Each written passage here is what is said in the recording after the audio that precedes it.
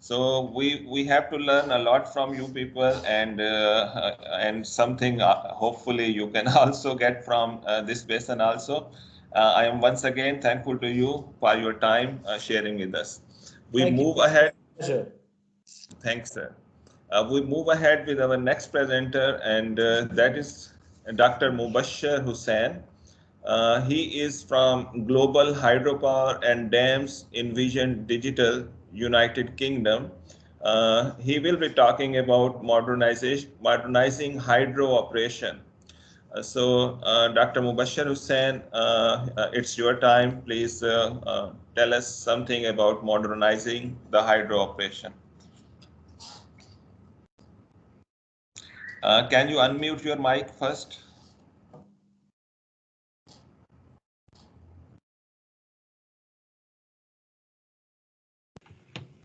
Yes, thank you, Yes, Dr. now we Saab. can Yeah, hear you. Assalamu alaikum, and I probably share my slides first.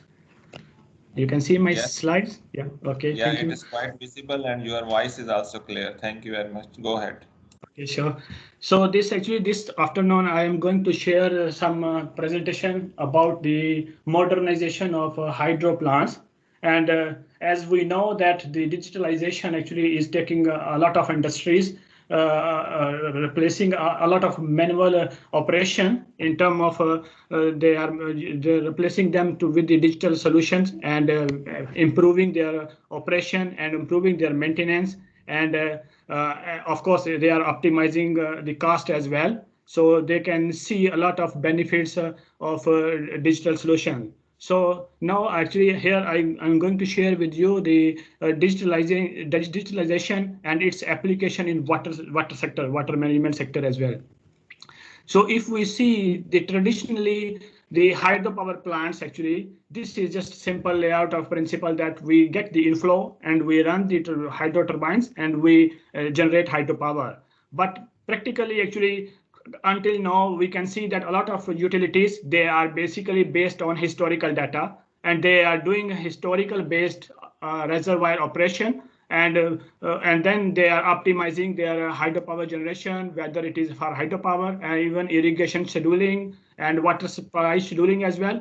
But now actually it is the time for us to forecast the weather and forecast the inflow, look forward in the future, and then actually we have a better picture of understanding of what is the potential for hydropower, what is availability of water for irrigation, what is availability of water for water supply sector, and then we mitigate the risk like climate change risk, and then actually we can work out with alternative source, and we can do better planning, and also we can help to manage our operation more effectively.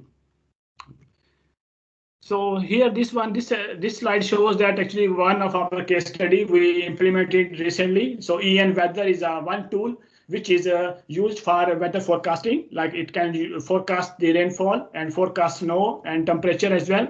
And it integrates well actually with HATS, which is a Vista DSS solution they are using for 25 years, this hydropower dispatch model. And we integrated with this solution, which actually help us to maximize the energy, improve the efficiency, and increase the profit for a hydro utility particularly. And then actually it avoid the penalties for PPA, because we are now the hydropower is moving to a private sector as well. And then the private hydropower development actually is based on power purchase agreement with the key utility in several countries. And then actually it helps a lot if they have a better understanding of inflow, like look forward for 6 months, and then actually they can plan well how they're going to manage their stakeholders and their clients, and without avoiding any penalties and without system failure, so some sort of like making sure that the grid system is stable as well. And this one actually is a application how it works. Like we can take data from different global climate models. So there are several organizations who are developing the global climate model for forecasting. However, their models are basically on a global global scale. So here actually it is a part of downscaling. So you can do like you have local station data and satellite data, and it can actually forecast the downscale, the rainfall, and even temperature and winds, whatever parameter you want. And it can provide you a very high resolution forecast, and it has a proven accuracy of like 86% in the layer 1 and layer 2, which is boosting gradient, and another methodology for 88%, and then actually final linear regression. With that method, actually it can improve to up to more than 90%. So that actually is the basics of machine learning modeling. So we have actually the meteorological specialist, and we have about 12 specialists sitting in Singapore office, and they can do the modeling of these weather parameters, and based on client whatever their needs are, and they are supplying these services. So basically we are doing like a rainfall forecast, rain forecast, temperature forecast, humidity forecast, and solar radiation forecast for solar system as well. And then lightning grid data as well, forecast for lightning, and to make sure that grid system actually doesn't get impact from the lightning strike. And this is the application of this weather forecast system. So we have achieved from wind power forecast, we have achieved this accuracy of 92% for 4-hour forecast accuracy. And we have applied this system over a 45 gigawatt of wind turbines assets and 340 sites actually so far. And it is actually can provide up to maximum about 92% accuracy, which is actually is quite good for our planning for wind generation. And for solar system, actually we are just moving toward this sector, and it actually have 3 gigawatt of installed solar capacity, and it is providing them for a weather forecast and the solar forecast as well. And on solar side, we have 95% accuracy, and we have 160 sites at which we have achieved this system, this accuracy and performance of the system.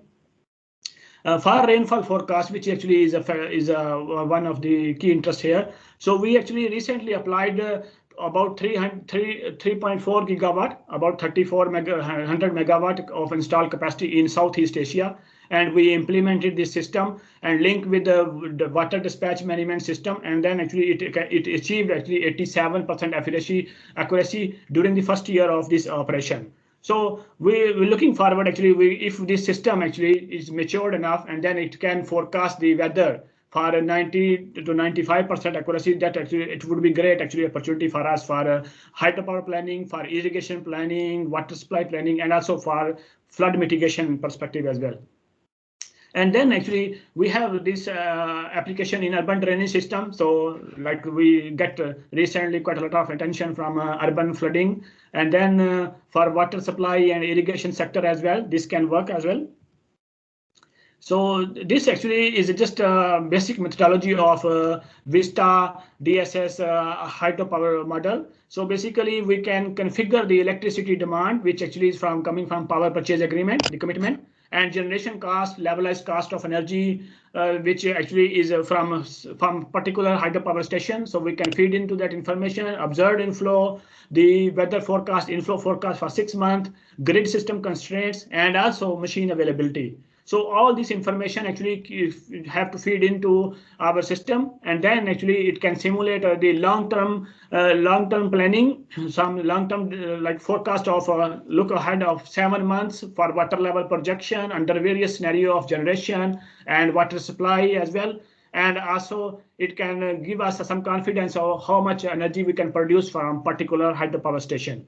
And then short-term scheduling like weekly basis, so we can manage this in a reservoir, some sort of like a run of river schemes and small reservoir. We can actually can do a short-term scheduling. So look ahead, we can see that okay, how much energy potential is available, and we can minimize the risk of failure of supply of committed power.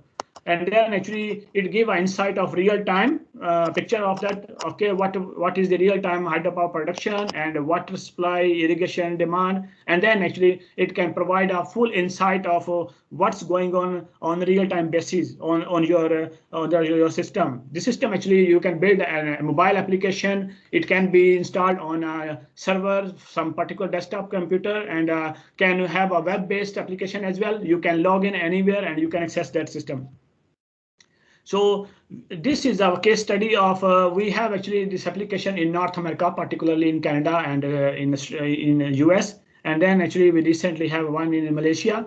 So if we see that how we can benefit, looking by comparing it, the statistical historical data, using that data to do reservoir management and dispatch management, and looking forward for this weather forecast system, and we can do the optimization, and we did a comparison how it can benefit. So if we see that long-term planning, it can benefit about 1 to 5%, and short-term scheduling, we can see the clear benefit of 1 to 3%, and real-time 1 to 2%, and combined over 3 to 10% benefit in terms of revenue generation for hydropower utility. So if we see that if the system actually is capacity, it has capacity of 1,000 megawatt, and for that particular system of 1,000 megawatt installed capacity, so 1% benefit actually in North America, it equates to $2 million USD. So meaning per year. This is per year. So you can make a additional $2 million USD of additional revenue for hydropower utility. And if we see actually in Southeast Asia, because this is a tropical region, we have a lot of hydro potential. The annual average rainfall actually varies from 3 to 5 meters per year.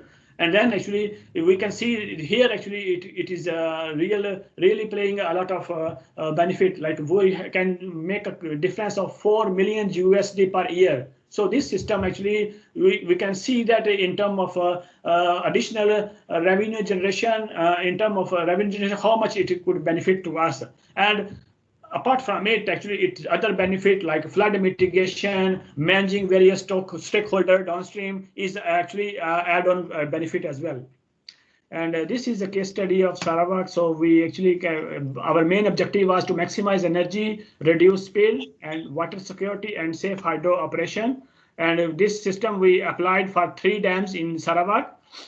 This is 2,400 megawatt Bakun hydro plant. So we are providing them 3 to 7 days short-term forecast and up to 3 to 6 month long-term forecast of rainfall, and they can project water level, hydropower dispatch recommendation, and they can alert on early alert on spillway operation and flood warning as well.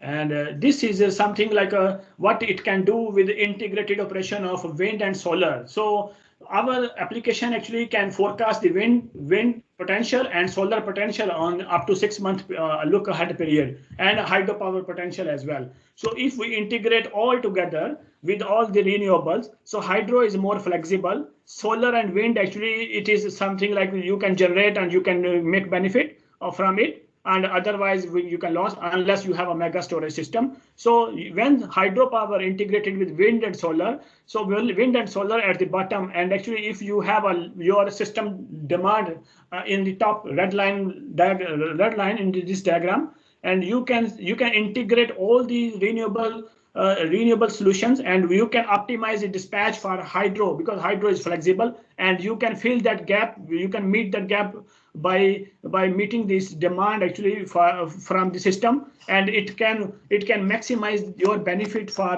wind power system and solar power system. So now in the Europe actually, and even in Southeast Asia and even in Pakistan as well, now a lot of wind power generation and solar power generation, and together with hydropower generation is in the grid system, and it is coming up actually in more and more. And then actually this application and this system actually, like this idea, it can maximize the production of all renewable and ensure the grid system stability without any failure, and actually it can benefit from the maximum production of renewable energy.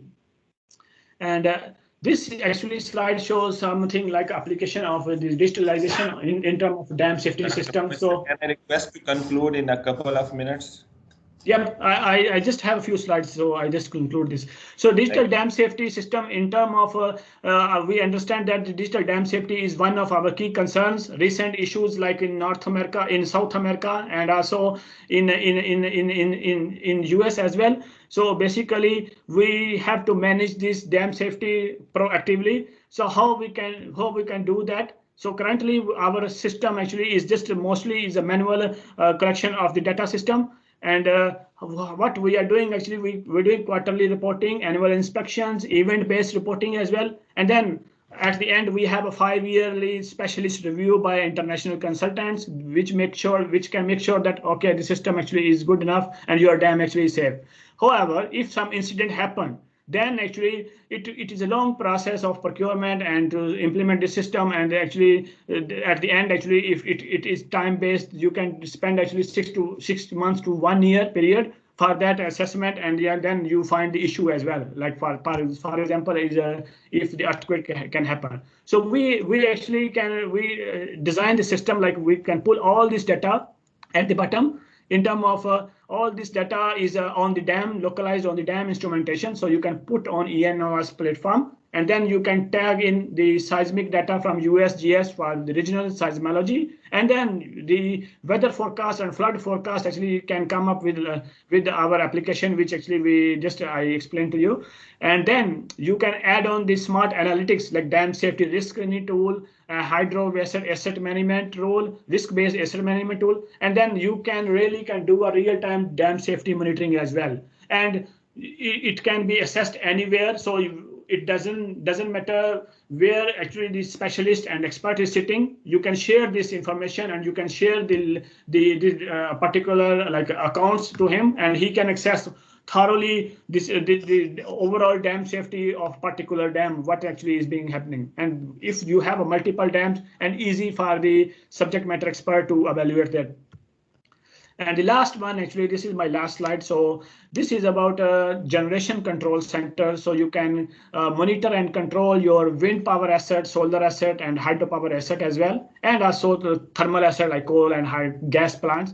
And you can really see the in terms of smart analytics, what's going on for each particular generation asset. And you have a very clear picture of their levelized cost of energy from each particular generation asset, and then you can optimize, and it can help to make a improvement in decision making. And you can prioritize the power station from particular power station you have to generate. And then at the end, actually, it can help to reduce the electricity tariff, which is at the end our aim is basically we want the cheapest energy source of energy at the end. So this system actually it can integrate, and it can maximize the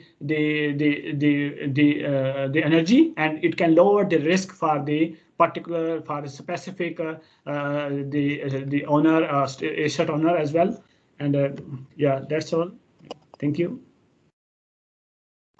Thank you very much, Dr. Mubasher, for your nice presentation about how to optimize the hydropower and hybrid system of the power using the forecasting techniques, using the remotely sensed data.